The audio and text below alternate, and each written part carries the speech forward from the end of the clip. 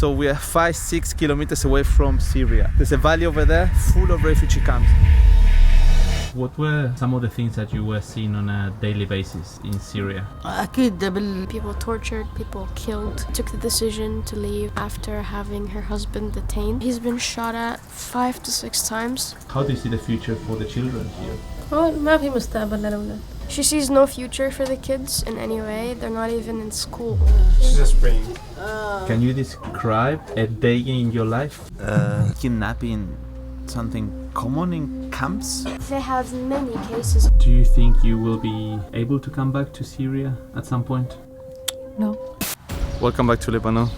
You saw in the previous video, Tripoli, a place very intense. A Syrian kid approached me in the market. He had no family. I've seen in both Beirut and Tripoli a lot of Syrian people.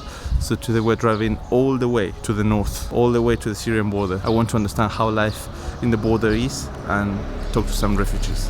It's really unacceptable. 13 years old and he quit school. How's life in the refugee camp? Too late for him to...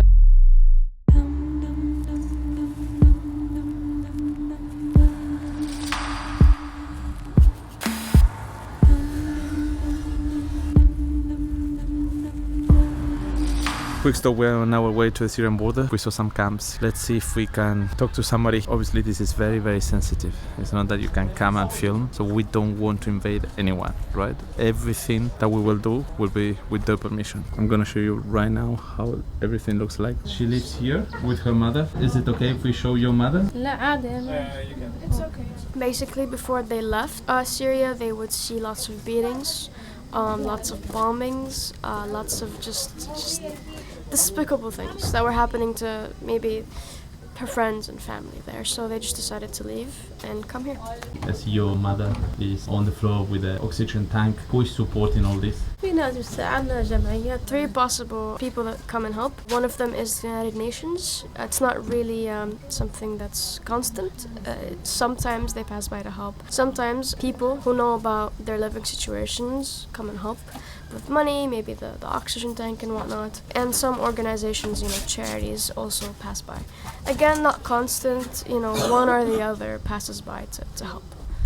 So it's mainly donations. And Yeah. Why did you leave Lebanon on first place? They left Lebanon in the first place because they can't own anything here, no property, no land, nothing of substance. So they decided to leave, and they actually own a house in Syria, and some family members are currently living in it. How's her family? I see her mother here, kids as well. In this room, they have 5 people living here, apart from her and her mom, her brother, his wife, and their kid. How do you see the future for the children here? She sees no future for the kids in any way. They're not even in school. So they're just living day by day doing, God knows what. What do you need the most in your home in terms of food, or what is the most needed thing here? They of course need food, just meals, ready meals that they get from charities and other NGOs. She gets medicine. Her mom has diabetes, high blood pressure, and among many other things. She gets those for free, but per month needs 2 oxygen tanks the size of this. How much is one of these oxygen tanks? 800 to rent the gas tank itself and $1 million to refill it. And since she does that twice a month, in total, it's $2,800,000. And this is in dollars, how much approximately? $25. And how long does it last? The whole month, yeah. A lot of help because the mother doesn't have a wheelchair to be able to move them.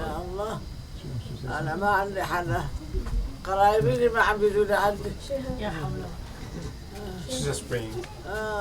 She is under a lot of medication, she gets some help, but they have the oxygen tank that they don't really get help. They just rely on donations or neighbors if they want to help. Other than that, it's all on her. She pays all the rest. I can see everything is very well organized for what they have. Some of the challenges, obviously, you can see this is the only insulation that they have, so you can imagine in winter this is very, very cold, and when it rains there's some leakage. Also, she cannot walk, so they need a wheelchair. Get a flavor of the life here in the camps. People, they rely purely on donations. So good news on the wheelchair. We've provided the money to buy the wheelchair. Very important to see that the money is actually being used for a good cause. What's your name and where are you from, young man? He's from Lebanon. What's your dream? Being a footballer someday. Who do you want to be like? Cristiano. Not Messi, Cristiano Ronaldo.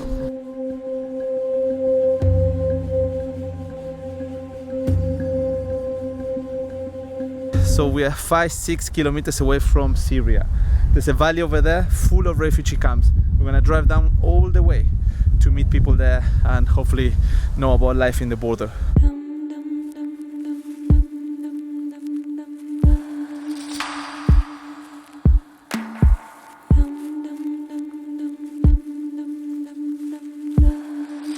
Okay, so we drove all the way down the valley. These are the camps. Where are you from and for how long you've been living in this camp? أنا من سوريا She is Syrian and she has been living here since approximately 2015. Why did you leave Syria? أكيد من الحرب يعني ترك. They left Syria because of the war. They just took their kids, their family, loved ones, and just left and came here to start a new life. You left because of the war. What were some of the things that you were seeing on a daily basis in Syria? أكيد بالنهاية لأني شفت. She took the decision to leave after having her husband detained for a couple of days. She's seen people tortured, people killed in front of her eyes. So as soon as she got her husband back, they just up and left and came here. Today that you are living here in the border with Syria, who is supporting you? Where are you getting the money to survive every week? لا ما في غير عنا. Nobody's helping them, no charity, nothing, just the United Nations. Do you think you will be able to get back to Syria at some point? والله هذا الشيء بيد رب العالمين بس لا. It's in God's hands at this point, but probably not. What future do you see for your children here? لا ما في. There is no future for her kids. She has 3. One of them is a boy, 14 years old. He goes out and works in the street. He sells tissues, but she says, what future is that? She has a daughter who doesn't go to school. She can't put her through school. And she just said that doesn't she deserve a future? She just can't get it.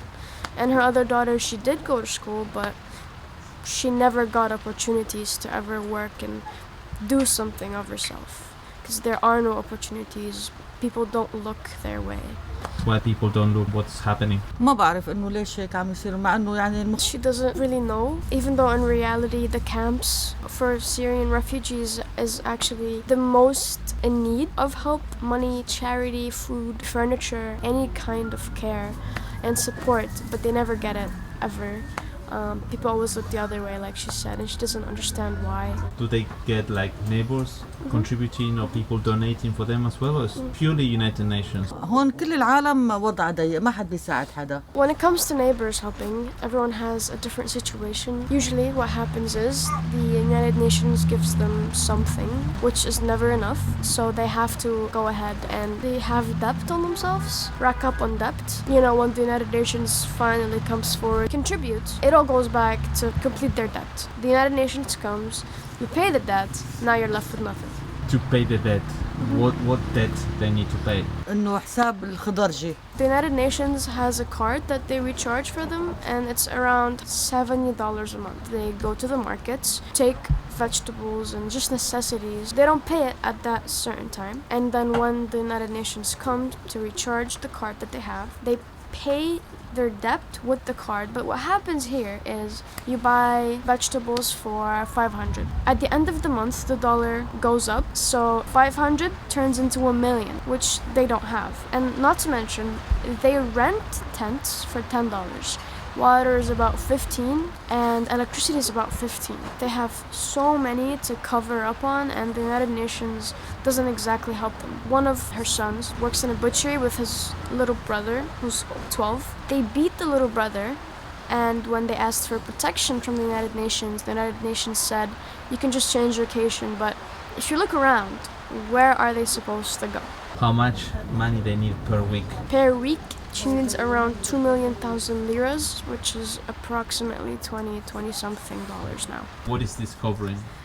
Just the bare necessities, gas and food, not rent, not the debt, just bare minimum food and gas. I didn't understand you guys were talking about paying rent, gas and all these kind of things. Can you explain more why you need to pay this and how much this is? لحسب لك اياهم نحن مقدرين كل شهر For them to just live in this tent, there's 10 that goes for the tent itself, 13 for water, 25 for electricity, and the gas to keep the tent warm is around $10. So the United Nations currently supports with $100 per month? This is what you Only. said? So $50 a month from the 100 that the United Nations offers just goes for just necessities for the tent.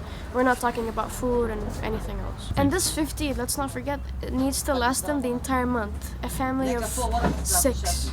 This lady living here with all her family, she told me her daughter wants to speak with me. We can check if they could send one message to the world, to the people that are not aware about the camps and how is life in the Syrian border. They ask the world and the people watching, whomever they may be, for protection. Fatima, right here, got kidnapped. In the camp, She went to the store outside, she wants to buy a snack, and she got kidnapped. kidnapping something common in camps. Fatima was their only case. They have many cases of robberies and thieves just going around, going into your tent and just taking whatever they want. This camp has 24 tents. I won't have enough time to see the 24 tents and speak to everyone. I also don't want. I think it's quite private. I'm just trying to share some light for more people to be aware. You can see both extremes here. The lady with the family that we spoke before, but then on this tent we have somebody who's actually doing YouTube. أنا من سوريا. He's from Syria and he's been living here 7 years. Why did you leave Syria? بسبب الحرب. They left Syria because of the war. What kind of things you can share from that life in Syria? إيه أنا تعرضت أنا يعني. Their life in Syria was pretty bad. He saw slaughtered people. He's been shot at 5 to 6 times. He's seen people getting burned. He's, helped that people, Do you think you will be able to come back to Syria at some point? لا. I saw you have like a nice studio here. Can you expand more on what you do and how are you able to buy all the cameras and all the things that you have over there? هلا أنا أول يعني. It wasn't easy getting this equipment. He used to work in construction before getting into YouTube. He used to work in cement and whatnot. He saved up a lot and got himself a phone for starters. Ended up expanding and buying himself equipment for streaming. He decided to go into streaming or video making because he noticed how people were just very depressed and miserable after the war. And he saw people around him from Syria and, close by countries that were, I guess you could say uploading and getting into YouTube and these things. And he decided to make his own unique content, but very humorous to lift up the people around him. He had his stuff stolen a couple times, which destroyed him, but he never stopped and, always tried to be happy. Anything else you wanna say or any message to people watching this or to the world? هلا أنا بس. If you are willing to take the initiative to come here and shed light on people's situations, they have lots of robbers or people that are two-faced, if you wish. So they'll be like, oh yeah, give me the money and I'll give it to this and this or this and that. But they never do. They keep the money to themselves and run off. So give the person in need the money themselves. Shukran.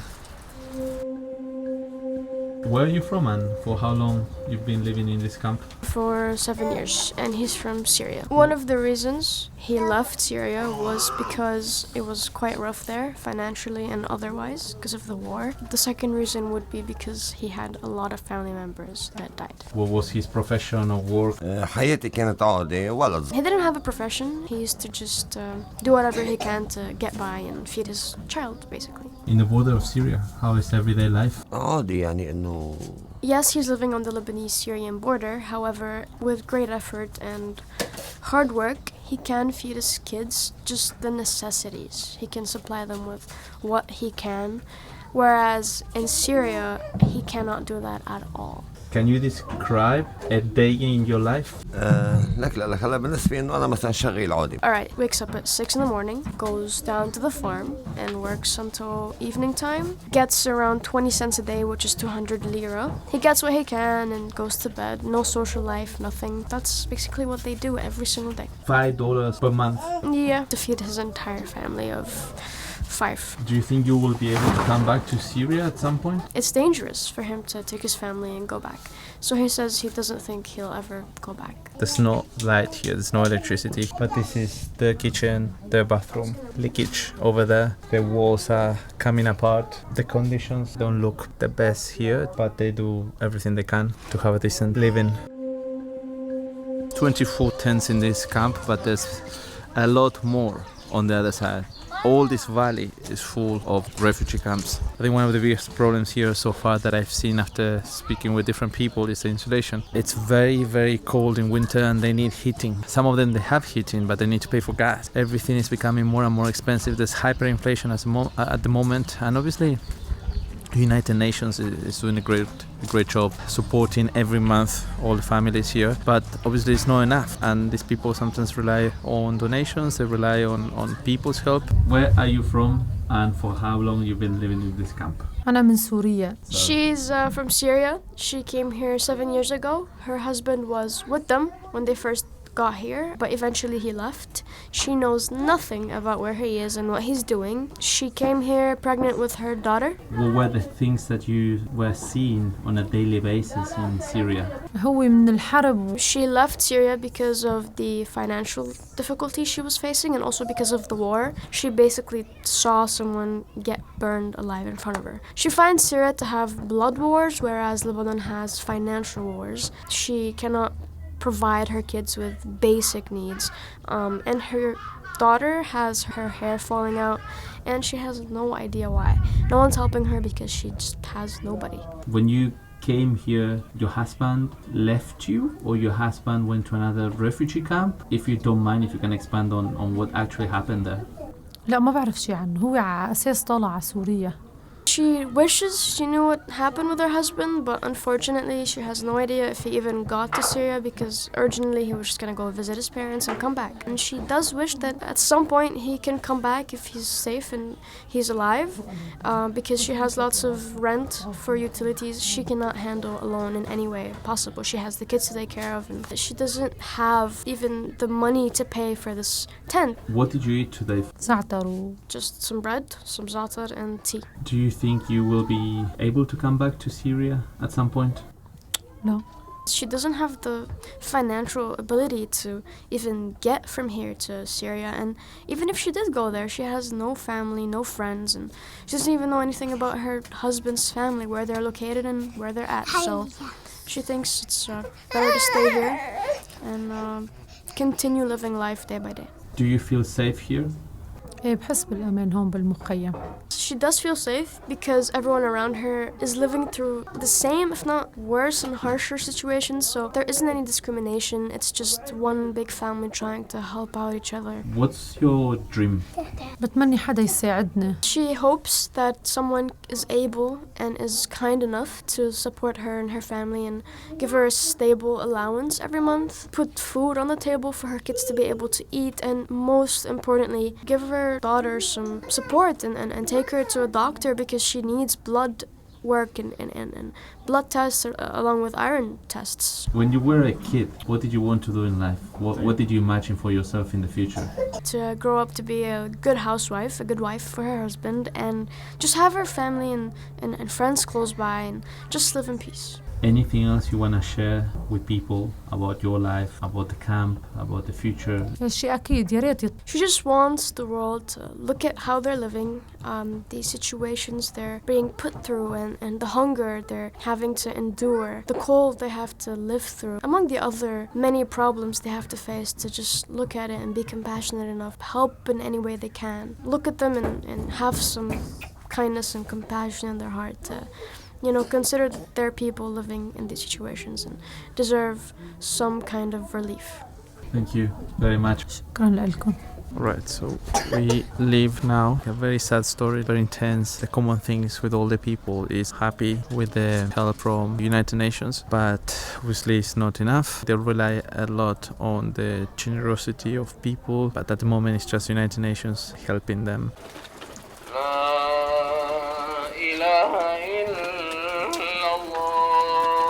Okay, this is pretty interesting. We found a school in the middle of the refugee camp.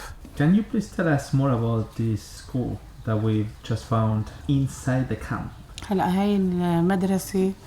The school was built by an organization. At first, this was just a hall for the camp, which they decided to work with people, carpenters, to come and make desks and, you know, make it look colorful so kids can actually sit here and learn. They had some volunteers from this camp try and teach the kids, and they tried their best to give them some kind of money in return for their services. And because they don't have the credential as teachers, when it comes to the tests, they come from outside to test the students and get the certificates and all these kind of things. It used to be like a tent, there was a fire, and they repurposed completely this place to be school. Wow. What is this? Look at this. Big M. This is for us. Dark chocolate filled Thank with you. cream. Nice. Thank you so much. And you can really see the generosity of the people here. They struggle to have the basics. This is money, and they expect nothing from us. They give us all they have. You're in charge of this. How do you get all these things, or how do you come up with the idea of selling stuff here? Was it your idea? Is it your shop? Is it you work for somebody else? He wanted to open a shop, and he couldn't until his friend gave him some money, told him to start. He went out, got the things, and ever since this has been his, and he's working from it, and you know, just giving things out for the camp. Do people come here and buy a lot of things every day, or how does it work? I see sweets, candies, chocolates. This feels like it's not the basic. This feels like it can be like a treat. He buys things from outside and sells them for a much lower price, which basically allows the kids to be able to go in and buy whatever they like. And he does hope in the future he can, you know, have more basic things like bread and butter and stuff like that. So he invited me to see his home, which is literally behind where he sells all the candies and chocolates. You have one son? No. No. Okay, so you're not married. It's just you. But sleep? Where? هون. This is where he sleeps. They can barely afford things here. They gave me chocolates for free. They invited me for coffee now. This speaks about the people in the refugee camp. And both, because you have Syrian people and you have Lebanese people here. It's getting very, very cold. You can imagine inside the temperature. Sometimes the heating is working, sometimes it's not. The gas is very expensive, so not all of them can afford it. Obviously, organizations like United Nations are doing a good job supporting all these families, but you can imagine it's never enough. There's big families here. Sometimes they don't even have food for the day, and they're just eating bread, za'atar, and some tea. That's their food for the day. Do you think this is nutritious when you eat the same food for 3 months, 6 months, 1 year? Some of the challenges that you face here on a daily basis, and dreaming of one day that the situation could change. I know this whole series was intense, but I feel like we need to get closer as humans instead of dividing ourselves. So if you want to help them, it's not that easy just to donate, because it's very difficult to send money to these places, but you can raise awareness, you can share with other people some of the information that you know, and whenever you travel to Lebanon or to Syria. I'm not forcing you to visit, because some of these places are not easy to access, but at least if you speak to people from this area of the world, try to help them somehow. I'm planning to come back at some point here. I feel like I'm only scratching the surface of some of these countries, but for now, thank you for watching, and I will see you in the next one.